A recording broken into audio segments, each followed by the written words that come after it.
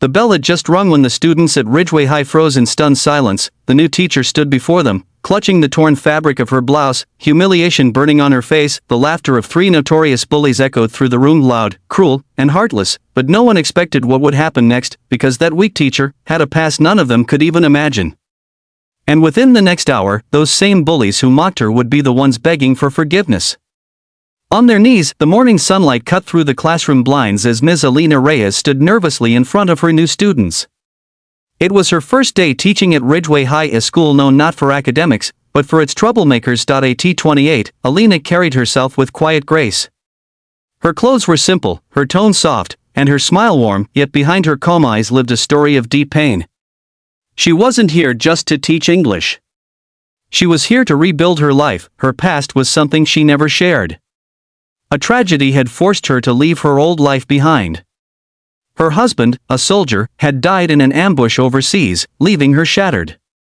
For months, she couldn't speak, couldn't eat, couldn't even leave her apartment. Until one morning, she looked at his old note: "Keep teaching the world kindness, Alina. Even when it forgets what kindness means." That letter had brought her back to life. So here she was, ready to start over, even if her heart was still fragile. As she began calling roll, laughter rippled from the back.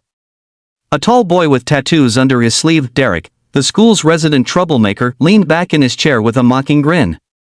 Beside him were his two shadows, Ryan and Kurt, both famous for skipping classes and making teachers quit. "Yo, new teacher," Derek sneered. "You lost or something? Kindergarten's next door." But class erupted in laughter. Alina took a breath. "Good morning, Derek. I'm glad you're here.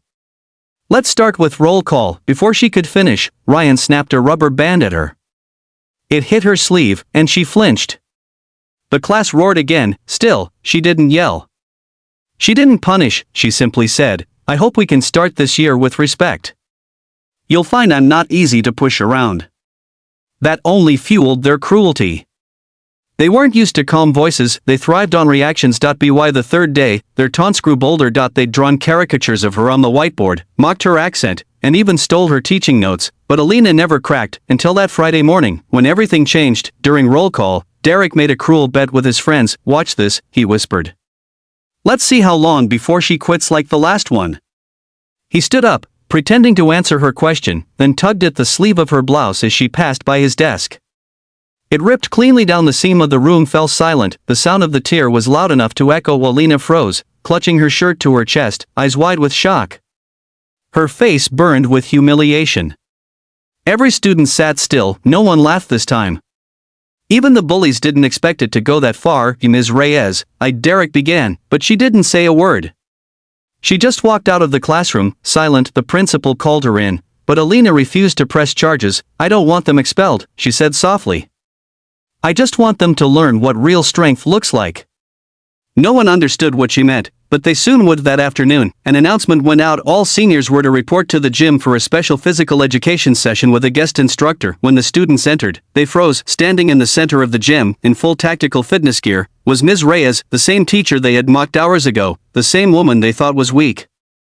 The principal introduced her with a proud smile. "Students, meet Sergeant Alina Reyes, former Army close combat instructor. She'll be leading your self-defense module this semester."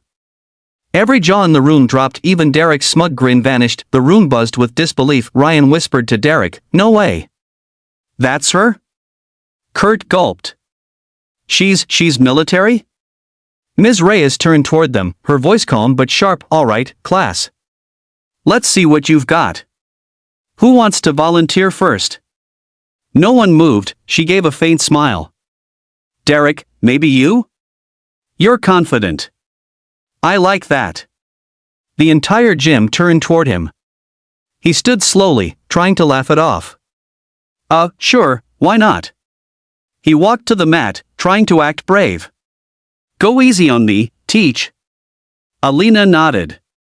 "Of course."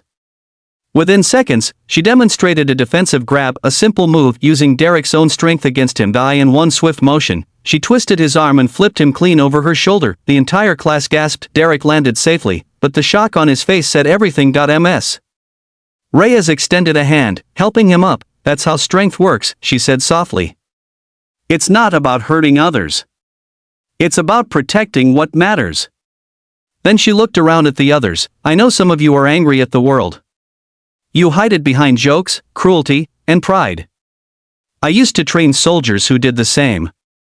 They thought hurting others made them strong, until they learned compassion made them unbreakable. Her words hit harder than any lesson. Ryan lowered his eyes. Kurt shuffled his feet. Even Derek couldn't meet her gaze. After class, Derek lingered behind. He walked up to her, head lowered. Ms. Reyes. I'm sorry. For everything. Ryan joined him. We didn't know what you'd been through. We just didn't think. Alina smiled gently. That's all right. The important thing is you learned. Don't let guilt hold you back. Use it to grow. She paused, her eyes glistening. You know, the last thing my husband ever told me was that kindness is courage in its purest form. Maybe today, you've learned a piece of that too. From that day forward, everything changed. The same bullies who once mocked her became her most dedicated students. They helped others, stood up to cruelty, and even organized a charity event in her husband's name by years end. At the graduation ceremony months later, Derek gave a speech. She didn't just teach us how to fight. She taught us what fighting for good means. The crowd rose in applause, but Alina didn't cry. She smiled, looking up, as if whispering to her late husband, I kept teaching kindness, just like you asked. No matter how broken life leaves you, your strength doesn't come from revenge, it comes from rising above it with grace, because sometimes, the quietest people carry the loudest courage.